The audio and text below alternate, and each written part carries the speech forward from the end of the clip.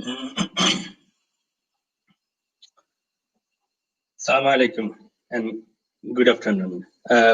On behalf of Muslim Professionals Forum, I would like to welcome all of you today's live broadcast from Muslim Professionals Forum's discussion and talk is Religion Welcome in Public Life.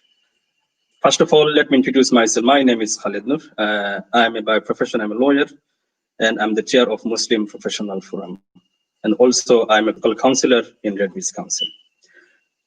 We are very fortunate today that we have with us as a distinguished guest and Professor TARIQ MODOOD. He is a professor of sociology, politics and public policy, and founding director of the Center for the Study of Ethnicity and Citizenship at the University of Bristol. He is also the co-founder of the journal Ethnicities. He has held over 40 grants and consultancies and is responsible for over 35 co-authored and co-edited books and reports on over 250 articles and chapters. His work is frequently cited by policymakers and practitioners, and it influenced public policy on several occasions. He was awarded an MBE for service to social science and ethnic relations in 2001, made a fellow of the Academy of Social Science UK in 2004, and elected a fellow of the British Academy in 2017. He served on the Commission on the Future of Multi-Ethnic Britain, the National Ethnicity Panel, and the Commission on Religion and Belief in British Public Life. His latest books include Essay on Secularism and Multiculturalism in 2019, and Multiculturalism as Civic Idea. The latest books of which he is co-author include Multiculturalism, Interculturalism, and Problem Religious Diversity, and European Problem and Asian Challenge. And this is the books, and let me just introduce and welcome Professor TARIQ to our discussion today. We are very fortunate to have you today, and then hopefully that we have a wonderful discussions. And before I go to our panel, that I just want to assure you that I have some copy of your Facebook with me. One of them, another one is also this one, Multicultural Politics, and also I have another one is Muslims in Britain. This is you have written a foreword on this matter. So I have a full understanding about your writing and about your career and about your thought, and I will have a good question from you, from me, and also from audience. And first of all, I would like to welcome all my audience, those who are watching all over the world via Facebook Live, and you can ask or write your question on the Facebook comments. So I'll pick some question. First of all, Professor will present a talk about 25 minutes to half an hour, and then we'll have a question and answer session until 5:30. So Professor, over to you now. Thank you. Good, thank you, and assalamu alaikum to everybody.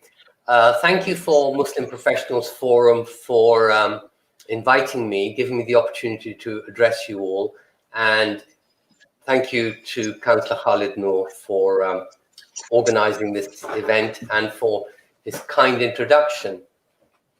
So if we could have the PowerPoint on the shared screen, Shah.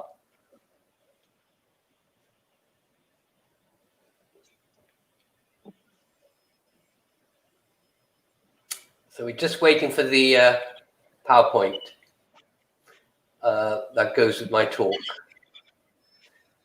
Everything worked fine when we were looking at it a few minutes ago. Let's see.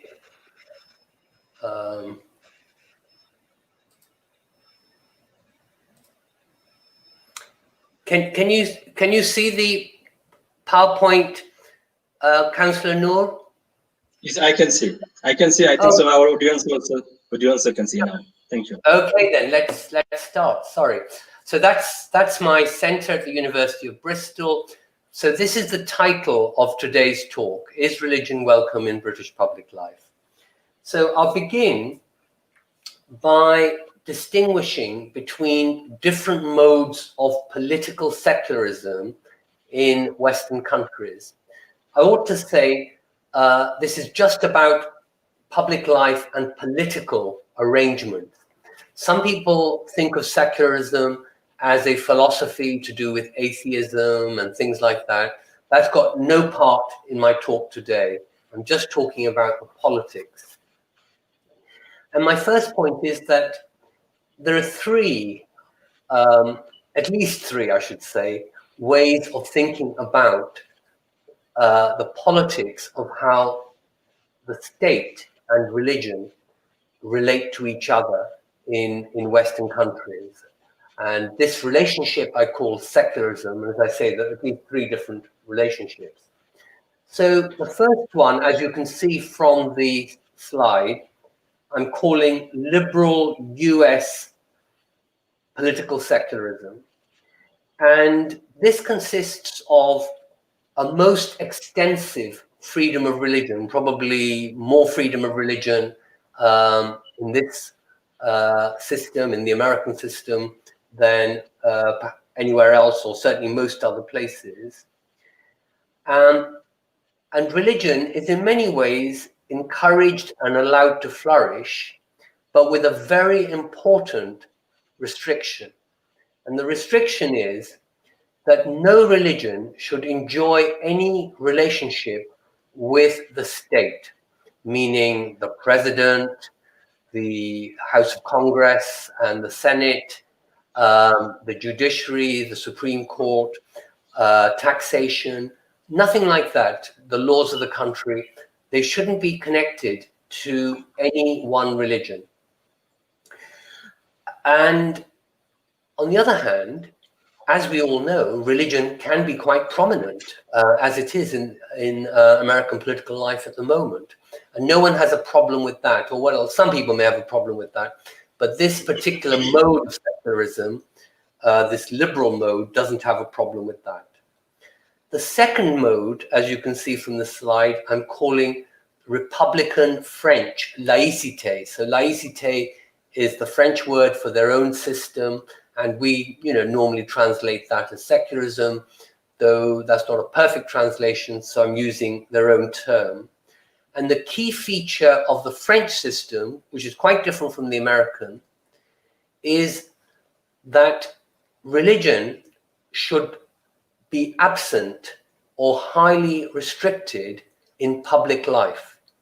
So in the American system, religion can be present in public life and is very present in public life, in political life, political parties and so on, but it mustn't be connected to the state. The laïcité goes much further and says not only must religion not be connected to the state, but it shouldn't be present from public life. And so if the American system is sometimes described as the one that most highly values freedom of religion, people sometimes describe the French version as representing freedom from religion. Till very recently, Western political theorists really thought that these were the two forms of secularism that existed in the West. That every place was either an approximation to one or the other of these systems, or it wasn't secular at all. I've kind of responded to that by saying, well, let's not just begin with political principles and abstract models. Let's actually look at what exists. If you like, let's start from the bottom up. And I say that what actually exists in countries like Britain, but not only Britain, mainly in Western Europe, except for France, is what I call moderate secularism. And so let me explain what I mean by that.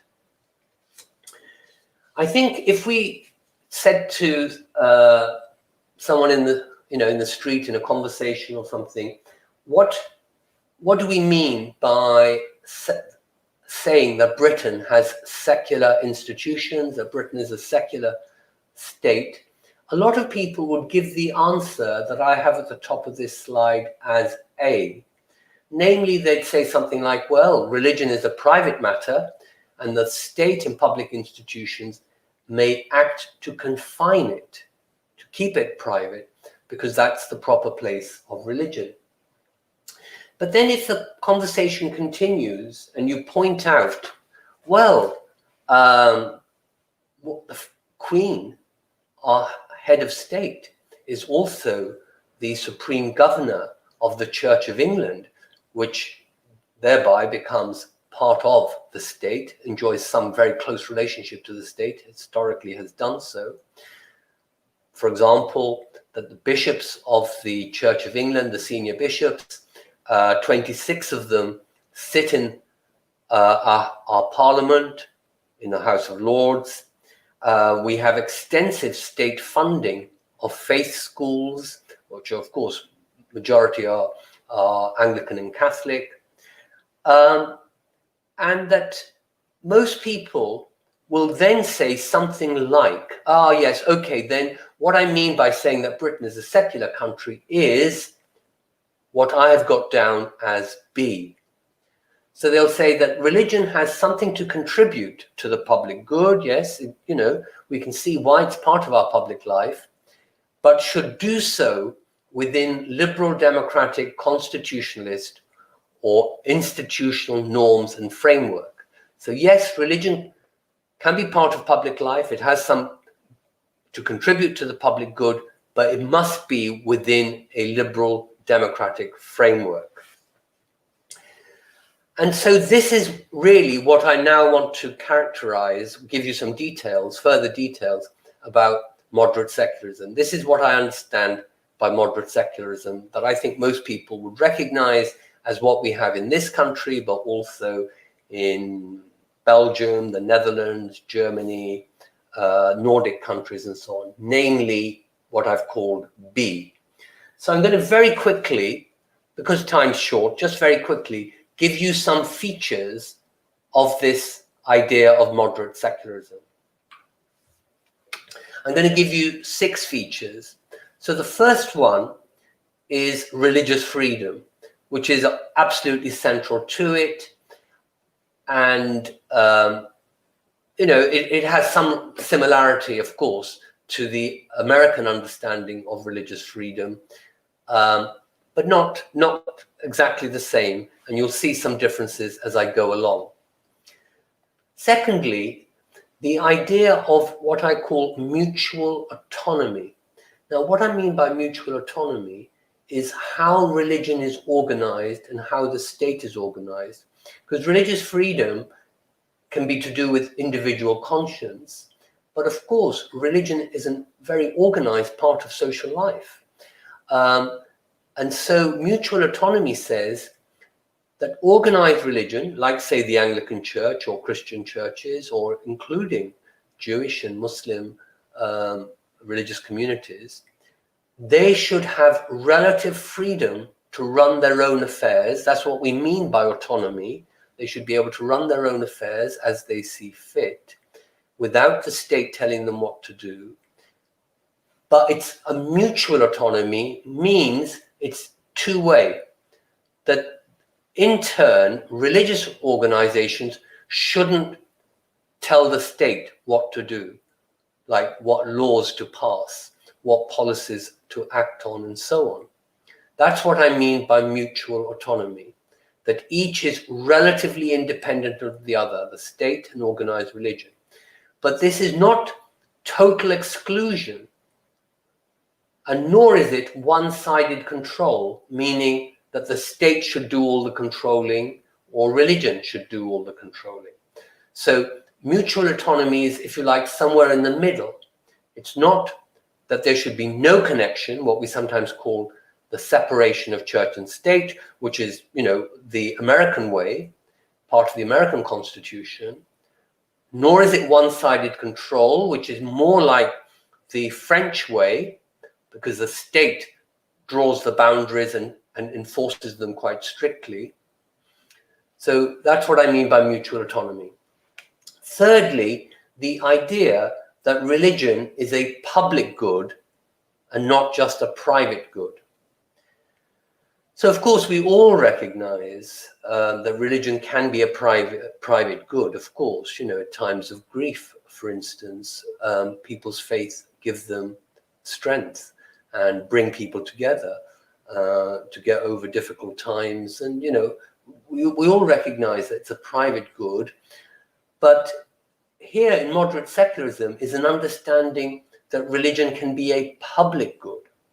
For instance, it can run good schools, or it can engage in charitable activity, which can raise money to help poor, homeless people, people with various kinds of social needs, and not just raise money or contribute donations. People contribute their time and effort. So it's religion, organized religion, is one of the principal sources of charitable activity in Britain and other similar countries. So that's what I mean by saying that religion can be a public good. That takes me now to number 4. So the church, that is to say, the organizer of this public good. So I'm calling it here the church, but it could be really just organized religion, belongs to the people or country, not just to its individual members. I think this is the case in Britain, especially in England, and I'll illustrate that by saying that, for instance, a lot of people who don't go to church, Anglicans in particular, want to have a wedding in an Anglican church, in a Church of England building. And when they go to the vicar, or they pick up the phone to organize that, to request that, the vicar doesn't say to them, "Oh, who are you? I don't know you. Why should I let you use my church for your wedding?"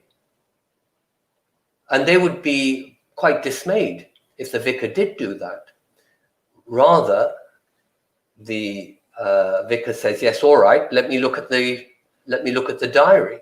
Let me see when I can fit you in," and so on. Whereas in most churches, rather than the national church, in most churches, and certainly in the United States, the church is thought to belong to its individual members. It doesn't belong to the country, to the people as a whole, but to its individual members. Let me give you another example, which isn't to do with private life, like weddings. The question of women bishops has been a big public controversial question in England for a couple of decades. Perhaps it's resolved now, not entirely, but largely, perhaps it's resolved. But it has been a very big issue for a number of years, decades, in fact. And I remember that when the last time the Church of England voted on the matter through what is called its synod, it didn't get enough of a majority to carry through the idea of women bishops. And there were a lot of very annoyed people in the country, politicians, journalists, public intellectuals, commentators of all kind. I remember reading a Guardian editorial condemning that vote. But they were condemning it because they thought what happens in the Church of England is a matter for the country, not just for its individual members. And that's very different to how we treat the issue of women bishops or women imams or women rabbis in the Catholic Church, in Orthodox Judaism, or in Orthodox Islam. Nobody tells the Catholic Church, "Oh, you've got to have women bishops." It's just regarded, well, this is what Catholics do. It's up to the Catholic Church and the Pope and so on. And similarly with Orthodox rabbis and imams. But with the Anglican Church, because it is the church belonging to the country, everybody, whether they are believers, whether they go to worship in the church or anything like that, doesn't matter. Everyone feels how the church runs itself is a matter of public debate that the whole country can have a view on. I said I was going to give you 6 features about this kind of arrangement that we have in Britain that I call moderate secularism. So I've now given you 4. That leaves 2 more, and it's these 2. So number 5 is that it is legitimate for the state to be involved in bringing out the public good element of organized religion. And I've got in brackets here, and not just protecting the public good from the dangers that organized religion can pose, which perhaps any state might feel a duty to do so. This is a positive function, not just a negative protective one. And it's totally the opposite of where I started with the United States, where I said to you, their idea of secularism is that the state and religion, organized religion, shall have no contact with each other. There should be no involvement. To use a term that they use, there should be no entanglement. But that is not the view in Western Europe, and it's not the view in Britain. We think, yes, the state sometimes can be involved, perhaps not indefinitely or about any matters, but some matters. Funding of faith schools is a very good example. But to repeat a point that I made earlier on, which is this number 6, all that I've described in 1 to 5 must be done within liberal democratic constitutionalism. So that's what I mean by moderate secularism. But now I want to add something to moderate secularism. I want to say that when we talk about religion, including organized religion, we're not just talking about beliefs. We're not just talking about religious beliefs. Because religion can be a very important identity to people. I think as Muslims, we certainly know that. We see it with the Jewish community very strongly, that people have a very strong sense of being Jewish, even when they don't go to the synagogue or practice, observe the rituals of their faith, and so on. And this is a little bit like, and in fact, it overlaps with our sense of being members of an ethnic group like Jewish or Bangladeshi or Pakistani or maybe Arab or whatever.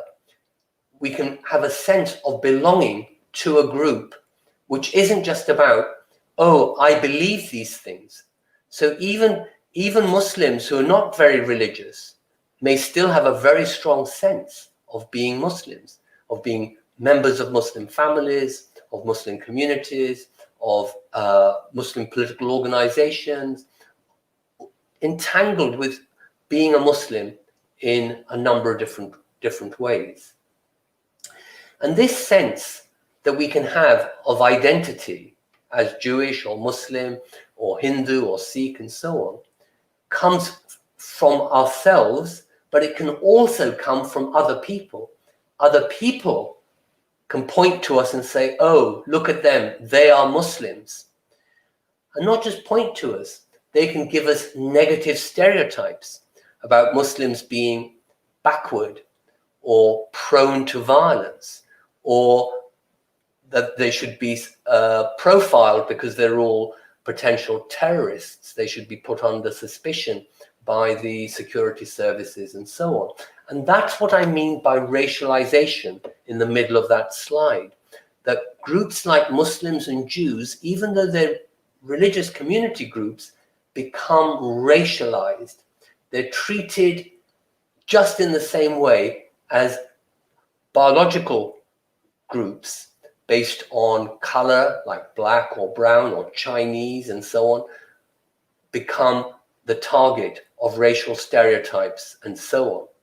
And if we take these two senses of identities together, identities from the inside out, from our community outwards, and the stereotypes and identities that are imposed upon us by other people, like giving us negative racialized features, if we take them together, I talk about groups like British Muslims and British Jews and Hindus and so on as being an ethno-religious group. The second point on that slide is about practice or public performance. So religion is not just about belief, because some people, perhaps many people, believe that in order to live by their faith, they have to do certain things, like they have to wear certain clothes, or they must not wear some other kinds of clothes, like very revealing skirts and dresses and so on. And of course, diet, what they can eat and drink, kosher food, not drinking alcohol, halal food, and so on. These can be regarded as very important, as we know, by members of Muslim and Jewish communities and so on. So it's not just about belief, it's about practice and public performance. And given that's the case, it means that institutions like schools and hospitals and the BBC and the universities and so on, they need to adapt in order to accommodate people who have certain identities and people who have certain practice requirements, whether, as I say, it's dress or dietary, or need places for prayer, days off on holy days, and so on. So this is not just about allowing people to wear certain clothes and so on, or to eat halal food, but mainstreaming it. The institutions like hospitals and universities and so on, providing what is required. I think that, and I'm moving towards the end now, I think that some people sometimes describe this country as a Christian country or a Christian-dominated country, where everyone else who's not a Christian is made to feel less than significant, not as significant as Anglicans say. Other people take an alternative view and they say, well, that may have been true in the past, but today countries like Britain and most of Western countries have become secularized. They've become secular countries. So I kind of respond to that on this slide by saying that what we have actually is a triangle of forces. We don't have a monopoly or a single domination by one or the other. We have a triangle of forces. And if we think about the population, I think that, churches and Christians are clearly a powerful force in society. But given how trends have been over the last few decades or even longer, Christians now are probably less than 40% of the population of this country. And I think Christians, Anglicans would be less than half of that. So Anglicans are half or less than half of all Christians in the United Kingdom.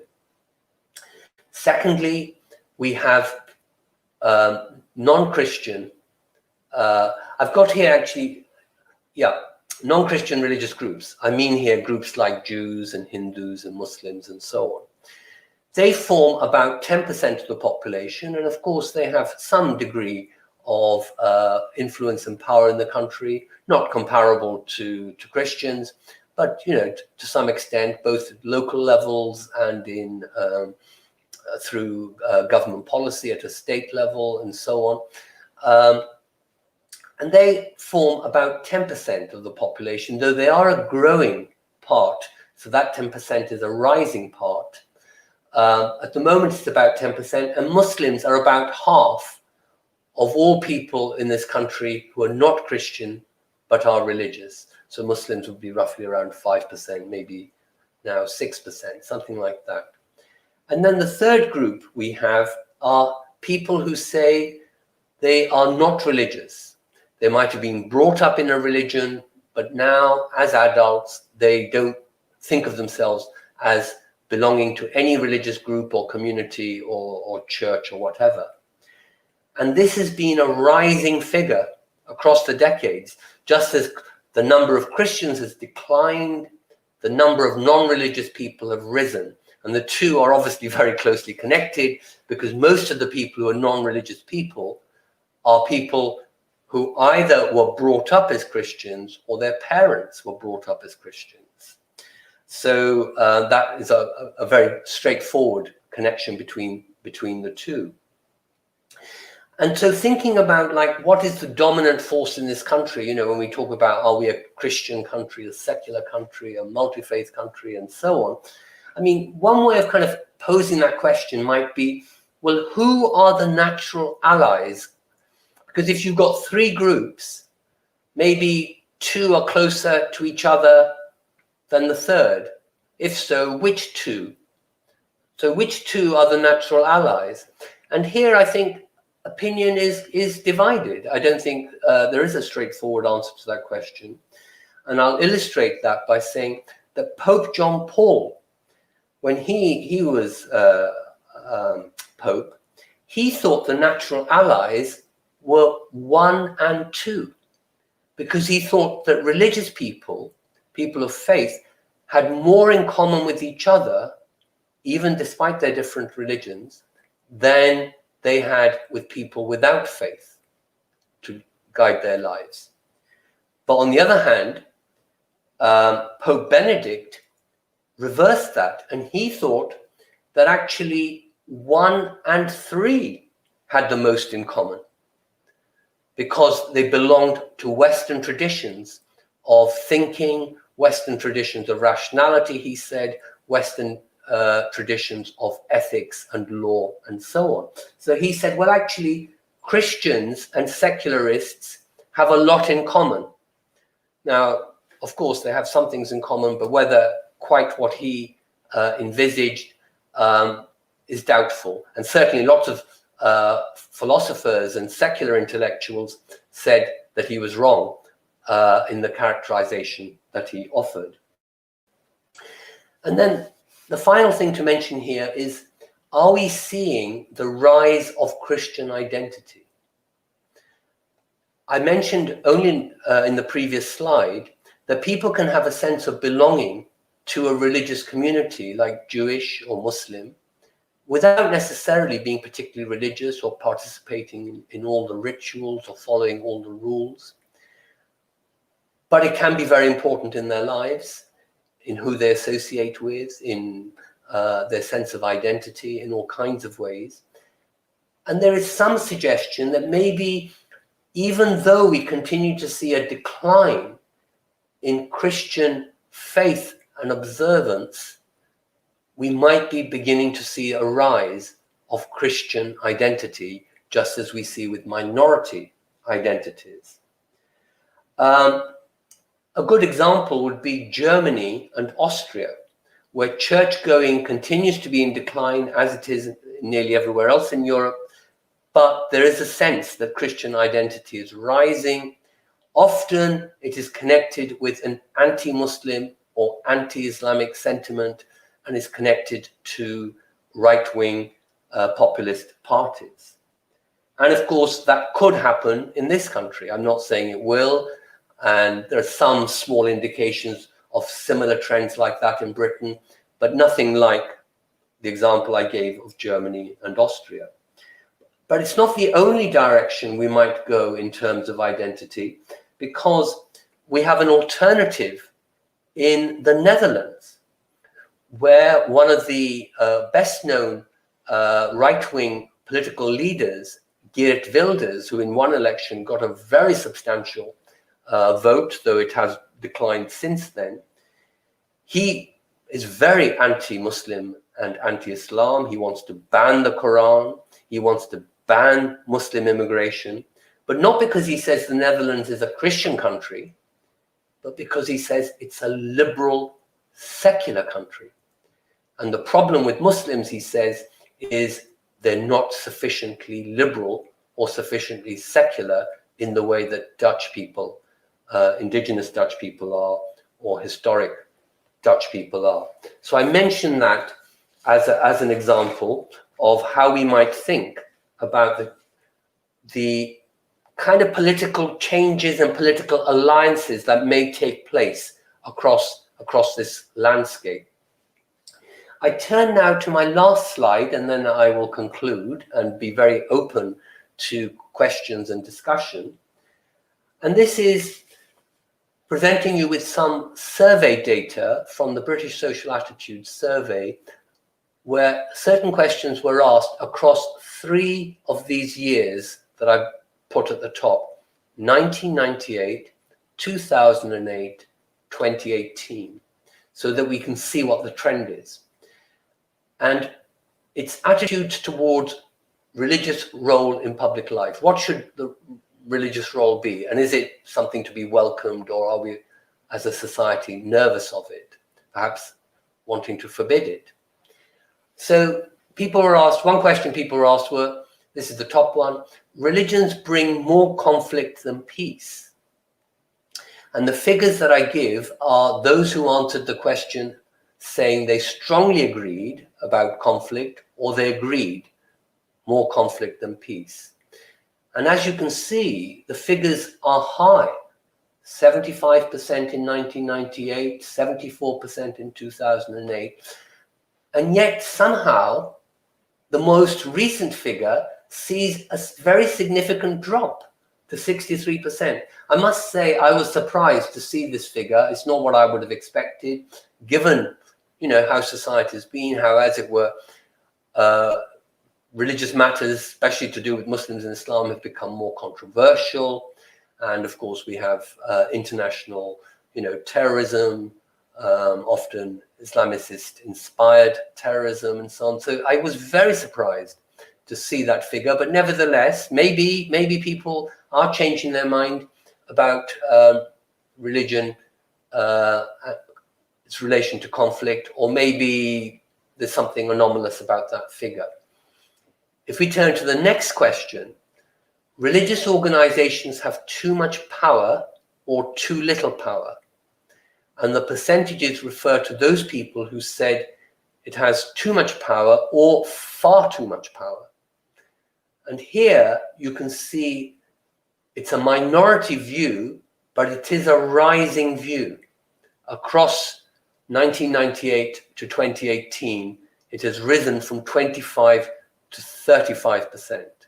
And so that's, in some sense, an indication that the country is becoming perhaps less comfortable with the role of religious organizations as they're developing currently in British society. But it is a minority view, only 35%, even at its highest in 2018. And the final thing that I'm bringing out from this survey is people were asked, religious leaders should not try to influence how people vote in elections. And if we look at those people who said they strongly agreed with that, or they agreed with that, we see the figures are actually very constant across the decades. That over 70% and perhaps up to 76% now are very keen that whatever good religion might do in society, and they don't necessarily believe that religious organizations have too much power, but one of the things that they think that religious organizations and religious leaders should not use their power to do is to try to influence how people vote in elections. So I hope that gives you some idea of what I think the answer to the question is about, is religion, organized religion or personal religion, welcome in British public life. And I'm very happy to hear your questions and to try and answer them if I can, or comments, don't have to be questions. Very happy to have discussion on this point. Thank you very much. Well, Professor, thank you very much for your wonderful presentation, and it was thought-provoking, and especially the last part of your presentation, it was fascinating. My understanding is, as far I understand, also follow your commentary in the media and also your book you have written. I have some written question in front of me. Yeah, I'm not before going to. Before you continue, could I just ask Shah if he could take the active screen off so I can see you and I can see what people type in the chat column. At the moment, I'm just seeing my PowerPoint. Professor, you will not see. You will not see. You will see us, you and me, and we are on the screen, and the back end is controlling from somewhere in technical team. So you will not see. Forgive me for these things. I just going to state to a few the question. Remember, I just show a few of the books you have written, and very eloquently you just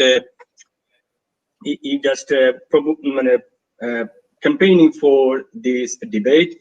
And this is also another one is written in long time ago, and also recently the another is a good book also you have what you call written a forward. So I consulted to prepare my question for you. One of these things. One of the question is I just to quote one of the book from you, like multiculturalism. It is a liberal bias. He quoted one of the sociologist theories that is Kamleka's theories, and he stated that you quote him: "State unavoidably promotes certain cultural identities and thereby disadvantage others." And then you make a comment that all cultures contain elements that are no more necessary than religion, and some cultures are centered around religion. Moreover, the idea that a multicultural religion state is impossible is a misunderstanding. In this liberal context, sorry, in secularist context in this country, how do you justify, and what is the reason that is saying that is impossible is a misunderstanding? Yeah, so Will Kimlicker is a very fine political philosopher, leading political philosopher of multiculturalism, and he extends multiculturalism to all kinds of groups, categories of immigrants and citizens, but to possibly sub-national groups, like in his country, Canada, he would refer to Quebec, but we might talk about Scotland and Wales and so on, and Indigenous people, Native Canadians and so on. But he is very restrictive about what he's willing to extend to religious groups. So in a way, I was kind of challenging him as to why does he think that his arguments, you know, some very well presented arguments, that his arguments apply to so many different categories of groups, but they don't apply to religious groups, where he takes a view about the place of religion in public life, of religious groups in public life, which is closer to that in the United States, though Canada is by no means actually the same as the United States, and in some respects it's actually more like Britain. And I wanted to say that the fact that he holds that view may be just a symptom of his liberal bias, that he, or a secular bias, that he thinks there's something about religion that should be kept private and not public, when he doesn't think that about ethnicity, about minority linguistic groups, about, you know, Native Canadians, and for that matter, issues around gender and sexuality and so on. So yeah, that's what I was trying to bring out, that his idea of multiculturalism was restrictive in that sense. Did I understand your question? Have I answered it? I think so. You understood the question, but I'm just going to state a different question because we have a less time. Let's the quote the another. I'm just trying to, because this is very relevant. I'm just quoting from your book, and it's contributing our discussion. And you, in your the book on multiculturalism, and you just difference multi and equality, and you quote somewhere, and the most important cultural racism today, at least in Western Europe, is anti-Muslim racism, sometimes called Islamophobia. A multicultural approach recognizes the plurality of racism and the distinctive needs and vulnerability of different groups, is therefore what is needed to tackle racial and religious discrimination. What we just presented before, do you think that religious groups should have autonomy to run their own affairs and not to fear anyway that the state is interfering unless until it is seriously violating other rights and also of becoming a threat for peace or national security? Yeah. So I said to you that I think in this country we have a situation of mutual autonomy between organized religion and the state. And I think that's a good thing.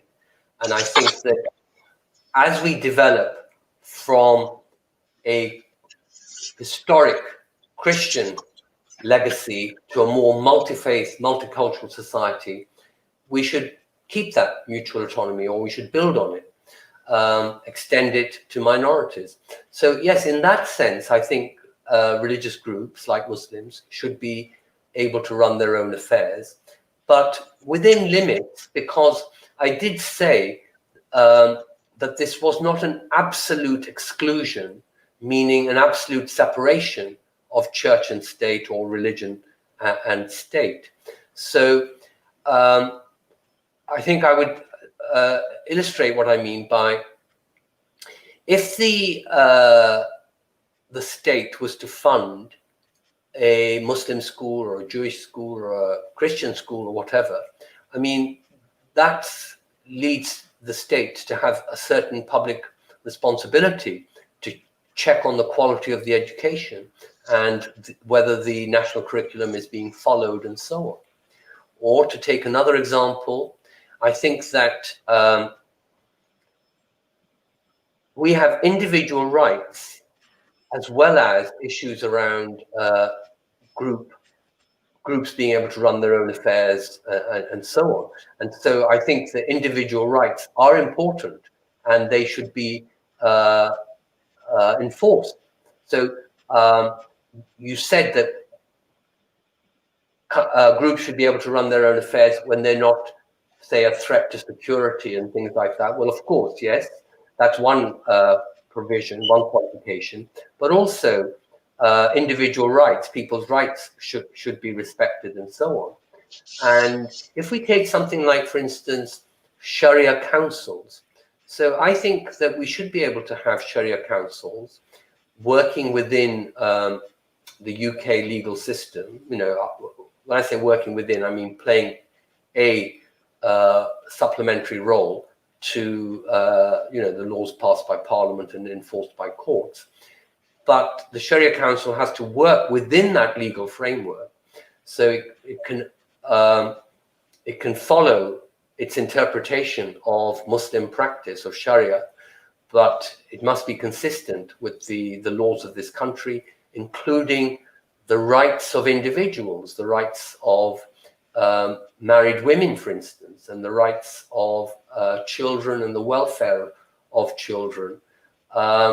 So that's how I would put it, that yes, to a large extent, religious organizations should be able to run their own affairs, a membership of which should be voluntary. So there should be ways in which people can leave if they want to, but they shouldn't be forced to leave either. But the important thing is that their individual rights should be respected, and the laws of the country should also be enforced.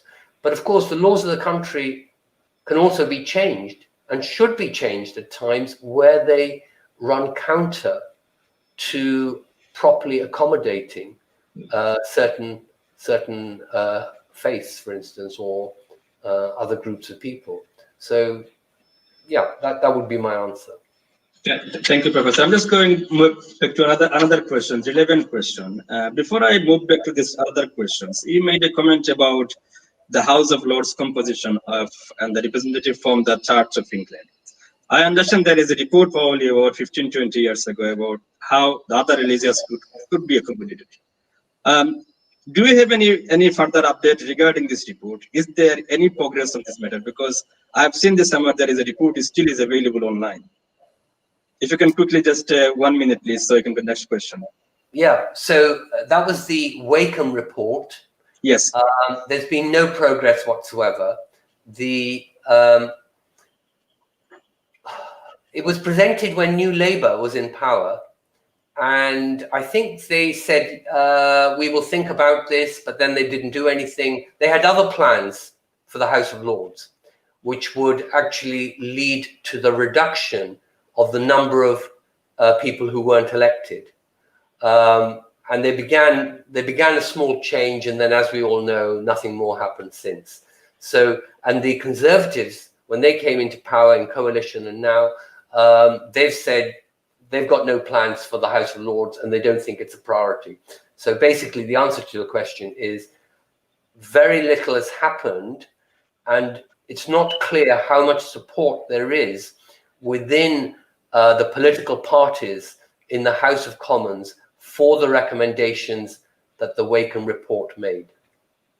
Thank you, Professor. I just said that I had a relevant question about the ethnicity and religions. And in your writings, you extensively and passionately argued about in favor of multicultural politics and importance of ethnic diversity. And do you think ethnicities and multicultural politics is necessary means for minority communities struggle against structural racism? Yeah, I think so. Understand my question. Yes, I do. So, first of all, I think groups need to speak up and be allowed to speak up in an organized way, not just individuals. They need to be given the space to debate what they think is the problem, racism, for instance. So they should be allowed to talk about their experiences and their understanding of ways in which they feel they are excluded or stereotyped, inferiorized, made to seem to be inferior to other groups of people or the rest of society. So I think in that sense, groups coming to a certain kind of political consciousness and organization through discussion and activism, I think that's essential to identifying the problem, let alone challenging it. And then challenging it, of course, requires some political mobilization, what in old language we used to call lobbying or pressure group politics. It also requires the formation of political alliances. No minority by itself is going to be able to change the country, to change the laws and so on. And so it means working with established political parties, for instance. And of course, we see this very, very clearly in the way that Muslims over a couple of decades, several decades, have gravitated to the Labour Party and have become a very active constituency within the Labour Party. So I think we need organized kind of ethno-religious politics and allowing people to be proud of their background, but at the same time, they need to connect with the larger political forces like, political parties or bigger causes and bigger movements. You can't just have a minority that will be able to achieve change by itself. Well, Professor, thank you. I just wanted to ask the question about the political one, the last one, but I think so this is the right time for me asking this question about the Muslim participation and presentation in democracy in the UK. And obviously, you mentioned about the Muslim communities in here that in 2018, about 400 Muslim councillors elected. Right? And in the last general election, we have a good number of Muslim MP enter into parliament, and including 18 of them are Muslims. And fortunately, London Mayor Sadiq Khan also is a Muslim. Right? So how would you describe this development and obviously in terms of the Muslim engagement and what you're talking about, the religion whether religious beliefs and identity is welcome in British public life? Yeah, so I think this is an example of where a certain kind of identity politics or ethnic or ethno-religious group politics has made some headway. But it's made some headway not by standing apart, by standing outside existing political organizations, processes, and institutions, but just the opposite, trying to participate in, get elected to office holding. And as you say, so many Muslims, you said, I think about 400 councillors have been elected in 2018, 18 Muslim members of parliament in the current House of Commons, and so on, and the other figures that you gave. So I think that is actually something of a success story. And often people don't mention it as a success story. People continue sometimes to emphasize that it's not enough. And it's not enough for a number of reasons. One is in terms of people getting the representation in proportion to their size of the population. So Muslims are still, by that measure, underrepresented, but also in terms of positions. You know, it's one thing to have 400 councillors, but the question is, well, what positions do they hold in their councils? And I think we have had some progress to high office, and just now you mentioned Sadiq Khan as Mayor of London, and we do have some very successful high-ranking politicians in the Labour Party, and now actually also in the Conservative Party, and in the recent government. I mean, we had, you know, Chancellor of the Exchequer was a Pakistani Muslim, though of course he resigned in the political controversy we all know about. So you could see the matter as the glass is half full, meaning, oh, it's not such a good thing, we need to do a lot more.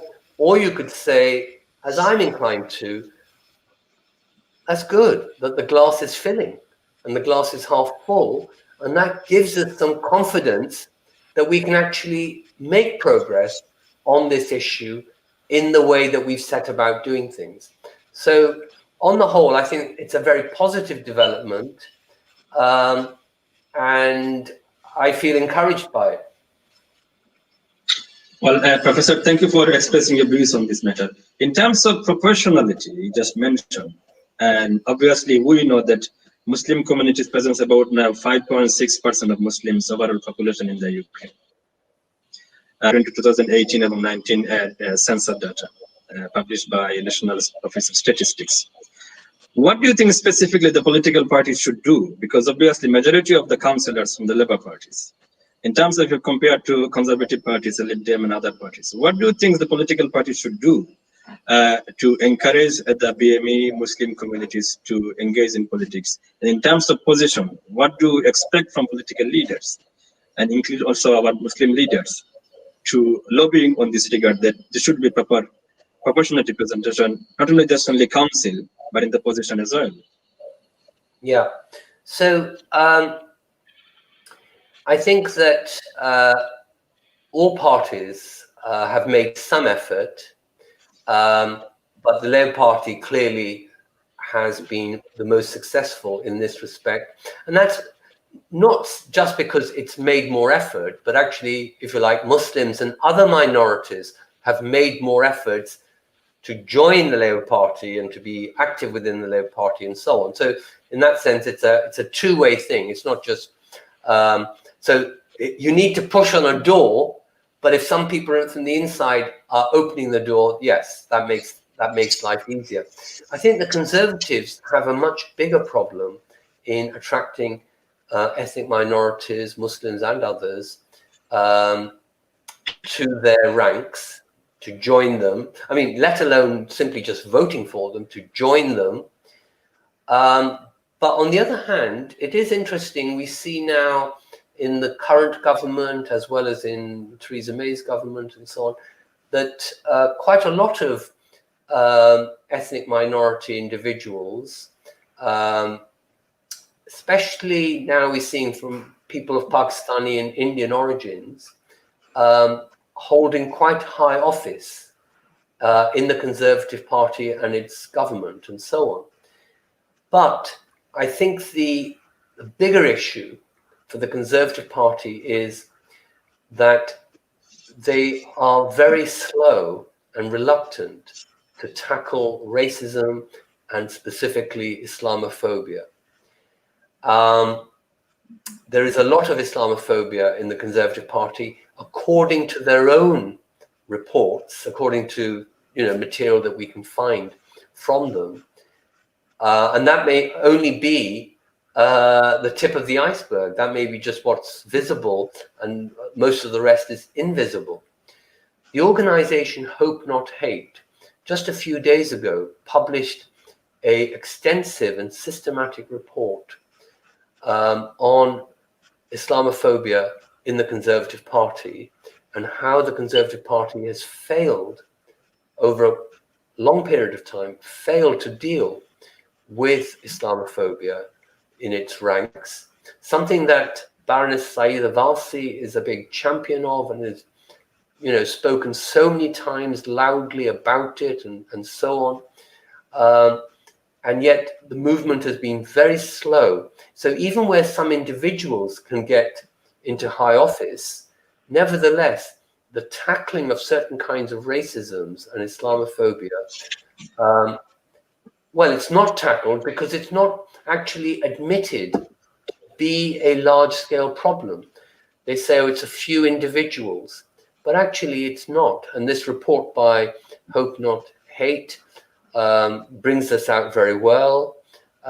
If we look at online communications between people who are conservatives or on conservative sites, we see a lot of derogatory remarks about Muslims, insulting remarks, the use of stereotypes, and in some ways it comes down from the Prime Minister himself. We know that he's made derogatory remarks about some Muslim women's dress, conservative dress, modest dress, and when asked to apologize, he absolutely refused to do so. So obviously that then sets the example, sets the tone. So when we had the leadership election for the Conservative Party, one of the candidates, Mr. Sajid, he said, look, I'm going to give priority to investigating Islamophobia in the Conservative Party. And then the other candidate said, oh, so will I, including Boris Johnson. But he hasn't done so. He's been very slow to do so. They have set up, I have to say, they have set up a body to investigate this, not an independent body, as Baroness Varsi has been calling for, as the Muslim Council of Britain has been calling for, and now the Hope Not Hate is calling for. They haven't set up an independent inquiry, but they have set up something within the party structure. And, well, it'll be interesting to see what it comes up with. I can't say that I'm filled with confidence that they will get the full measure of the problem. They may continue to do what they've been doing, which is to understate the problem as just being a problem to do with a number of individuals, rather than a systematic cultural problem for the Conservative Party.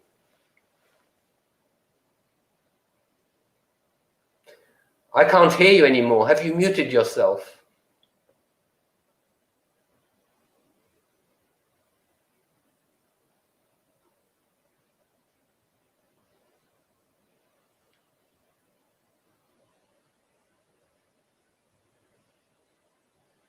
Yes, you are mute. That is quite clear.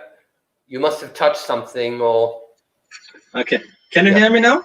Yeah. Okay. I'm sorry about that. You've gone mute again. Is it okay? Yes. Can you now- hear me? Okay. Yes. Sorry about that. I just wanted to focus on different issue now, but obviously I try to touch on Islamophobia in this question and discussion. I remember about in 2006, the then Prime Minister of Labour Party, Gordon Brown, in his speech at the Fabian Society in January 2016, and he raised the issue about the Britishness. And I quote, and probably I just little bit, allow me 1 minute to quote him, and then also another issue I'll quote to ask the question to you. He says something like this: we live in a very multicultural society, perhaps the most multicultural society in Europe. What actually brings us together? Well, interestingly, the things that bring us together is our civic identity, which is Britishness. And obviously, you know that recently in 2018, in December, the all-party parliamentary group on British Muslims, and obviously you also give the evidence in this inquiry as well in 2018, come up with a definition of Islamophobia. This says that Islamophobia is rooted in racism and is a type of racism that targets expression of Muslimness and perceived Muslimness. And obviously, Conservative Party and current government not really accept this definition. The Labour Party and other organizations, local council accept this definition. So in this current context, how will define the Britishness and what is Muslimness? Right. Okay. So in some ways you brought together a couple of things that, well, okay, they can be brought together, but then they're not the same thing. So, yeah, so Gordon Brown, I welcomed Gordon Brown talking about British national identity to the extent that he did, which is really more than most politicians. Tony Blair started it to some extent. Gordon Brown certainly took it further and made several major speeches about it. I don't agree that Britishness can only be understood in terms of civic identity.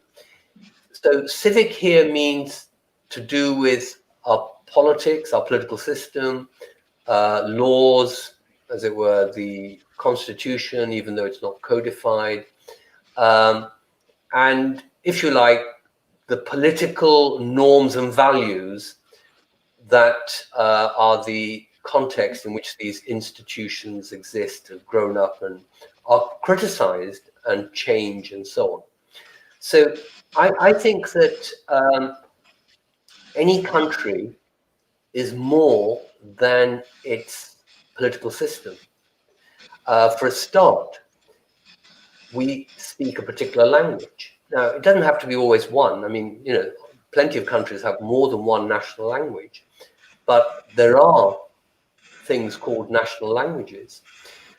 And we certainly know in Britain how central English is to what it is to be British today, in the past, and no doubt in the future.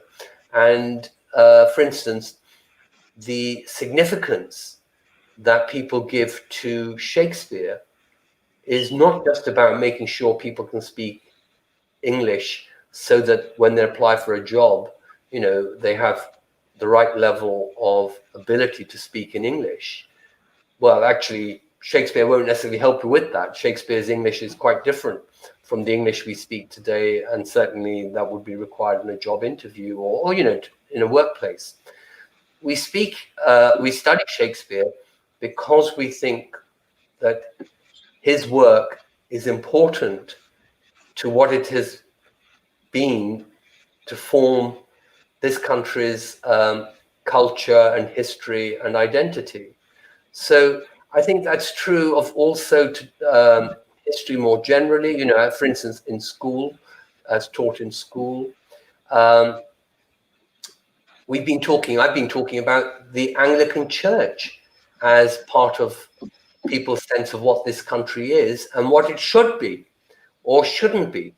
So I don't think it's just to do with civic identity. So Gordon Brown was right to start getting us to talk about Britishness, though I was disappointed with him for a number of reasons. One is that I felt that he didn't sufficiently emphasize the multicultural character of Britain, even though he mentioned it in the quote that you gave.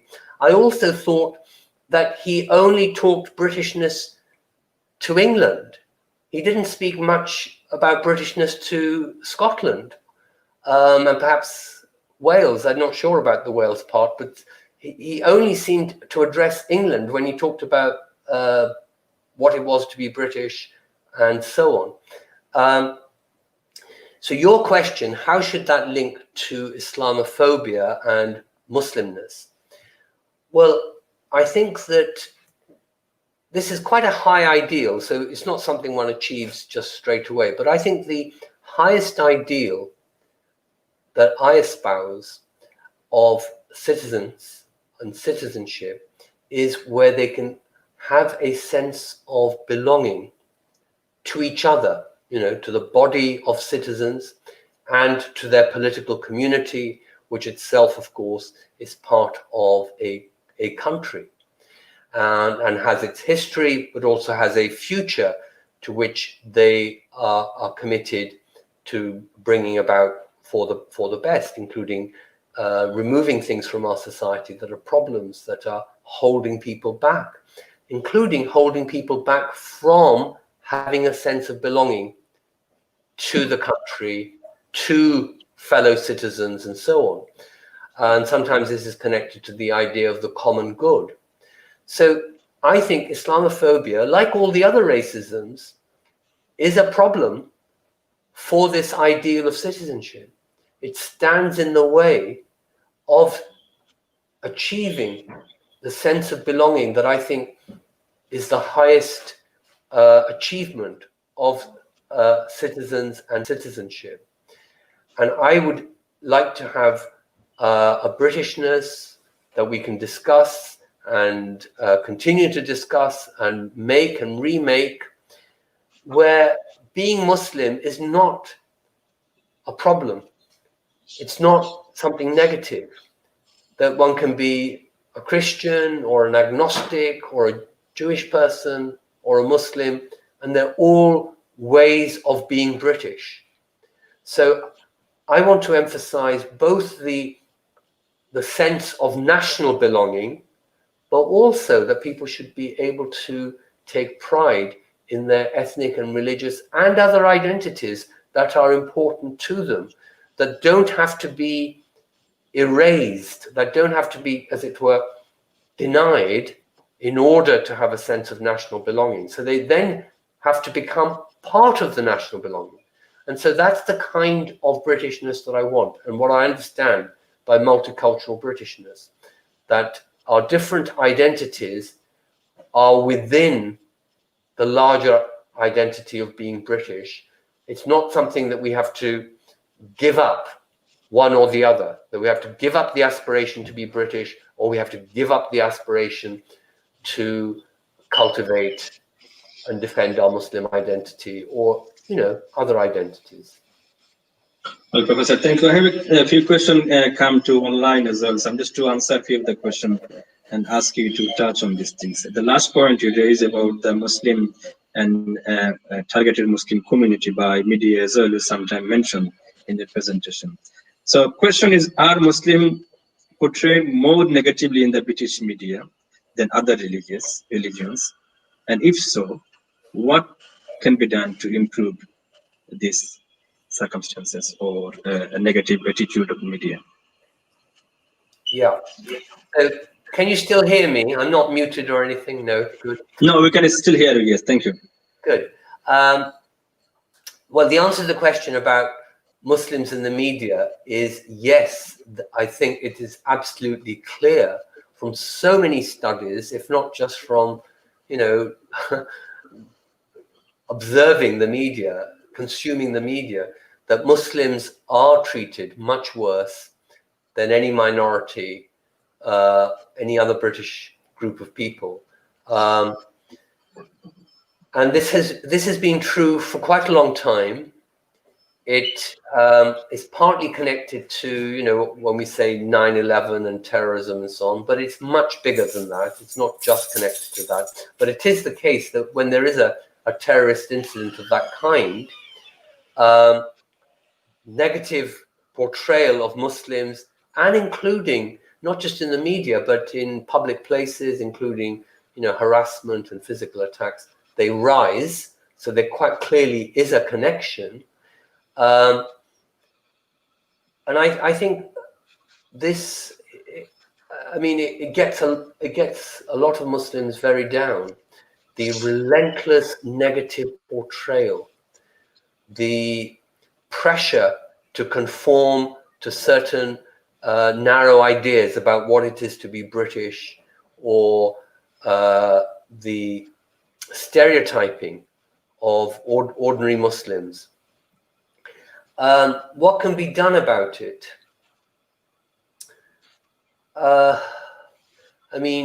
There are some campaigns within the media, but in particular by pressure groups who've managed to forge some kind of link, some kind of dialogue with the media.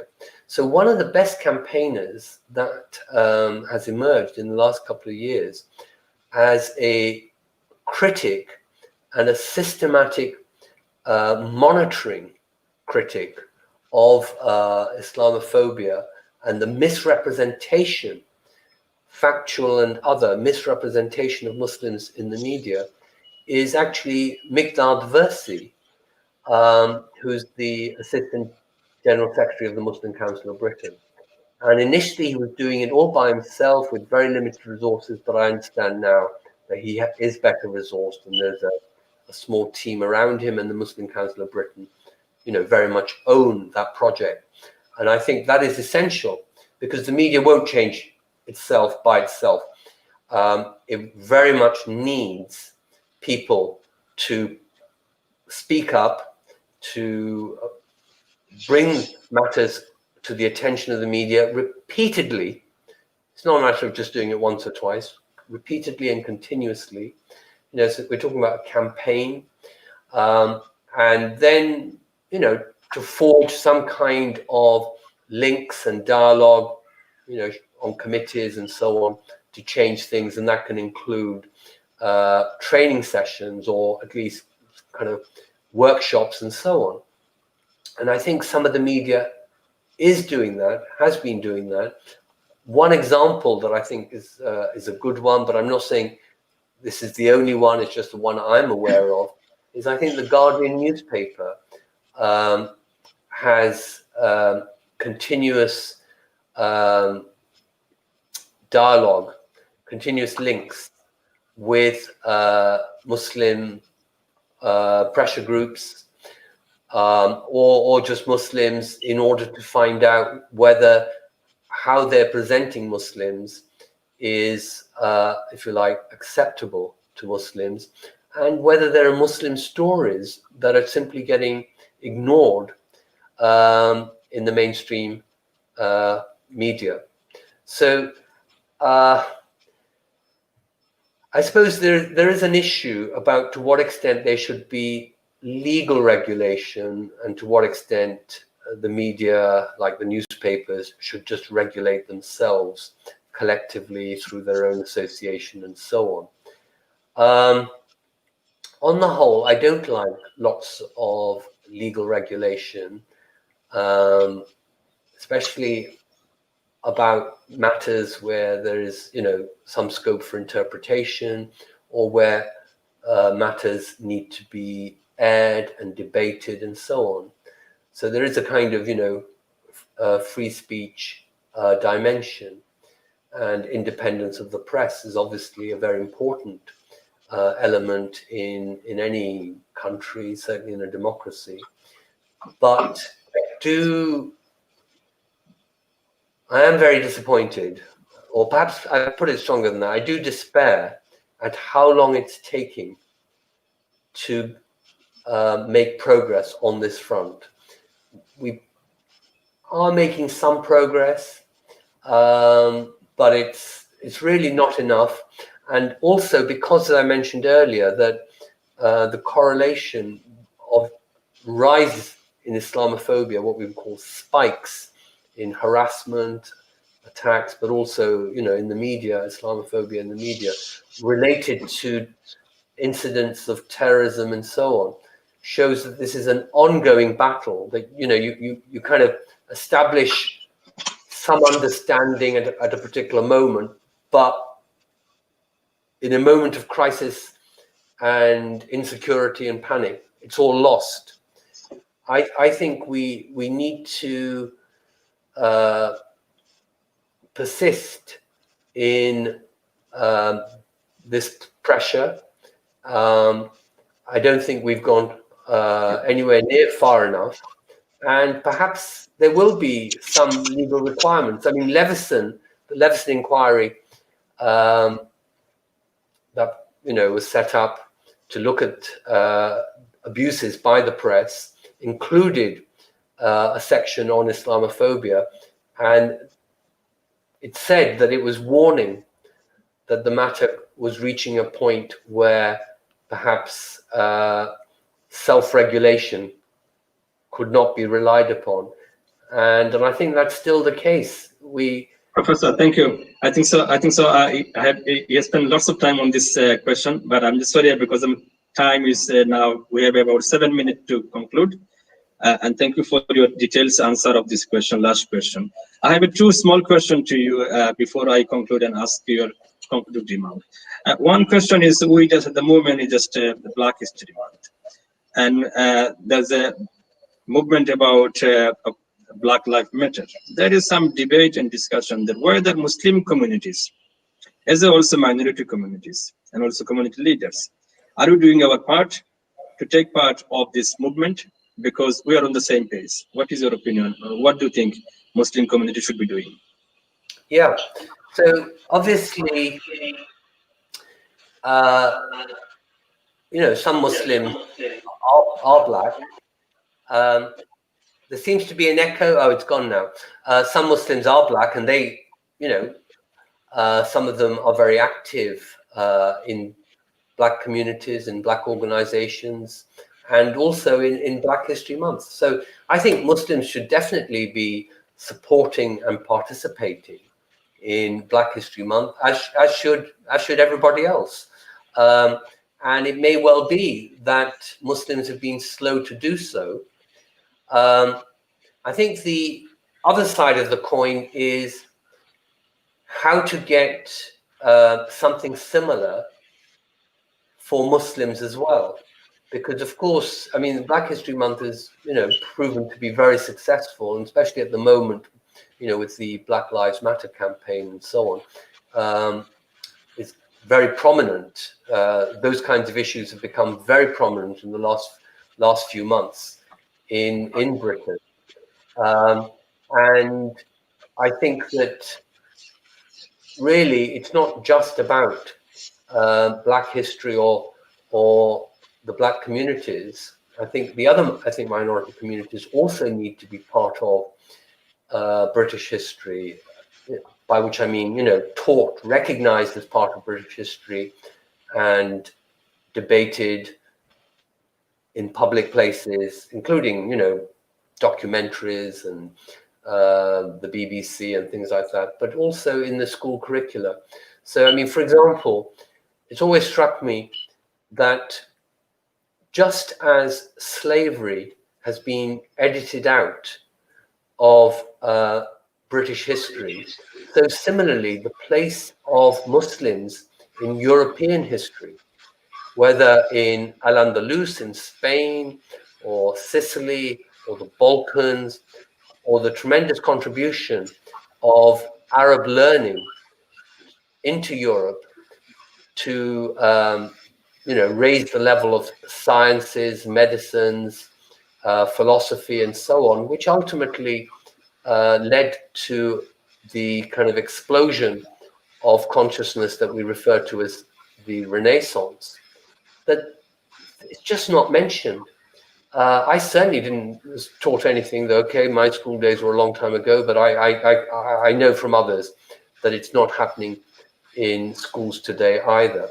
So I think both that Muslims should be participating in holding events about Black history during Black History Month or other times, but also that Muslims should say, here we have a very good model of how to raise consciousness about a group's that has been edited out of British history and how to get it back in. And I think Muslims can learn from that. Professor, thank you very much. I had the last question, Paul, is a very small part. We have only 2-3 minutes left before we can conclude. And the question is about that, about the Muslim community's presence in the UK. Obviously, since 1951, when it was about 23,000 Muslims present in the UK, and 1971, it was about 400,000. Now, in recent report, as I mentioned, 2018 and 19, which were released in December, show that there are about more than 3 million Muslims now, and about over a third of Muslim population is under age of 16. What is your advice to this growing young Muslim communities in the UK? Yeah, so I think I used earlier the expression about some people see that the glass is half full and some people say the glass is half empty. So I'm kind of, an optimist, and that I always notice that the glass is half full and can get fuller, and it's fuller than it was, say, a few years ago. Or so I would encourage them to think that progress can be made. In some ways, we have gone backward over certain things. Certainly, the degree of hostility to Muslims is greater now than it may have been, let's say 20 or 25 years ago. But on the other hand, I think you can't ever address a problem without identifying it and without the people for whom the problem is most important coming into the public space and creating a voice for themselves and being given a voice. And I think that has been happening to Muslims, that they have mobilized to present their case, to pressure institutions. I've been talking about the Labour Party, the Conservative Party, the media, and so on. So I would say to the younger generation that there is a momentum of challenging Islamophobia and the exclusion of Muslims from British life.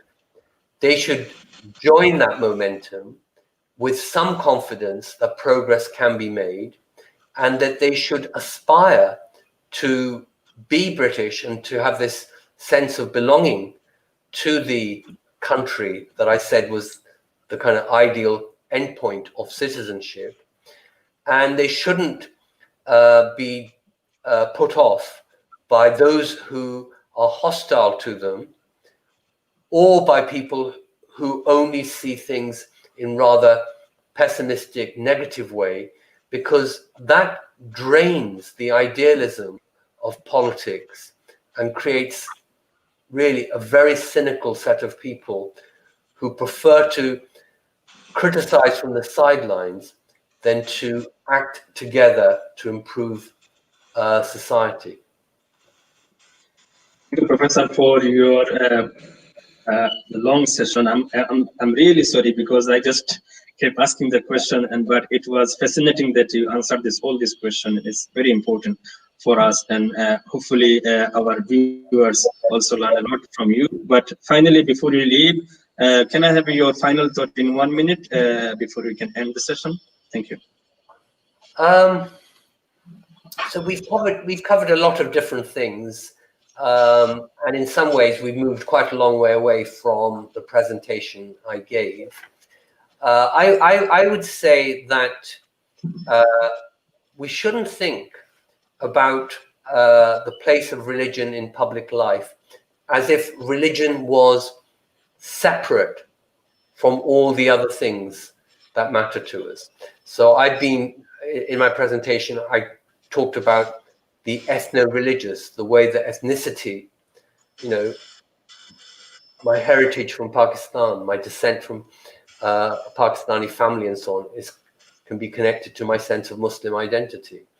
But I think other things as well, like, you know, being Muslim and active in climate change activism, or being Muslim and being black, we were talking about a moment ago, or being Muslim and active in the Conservative Party, another thing that I talked about. So I would say that I would like to end on a note of optimism, in the sense that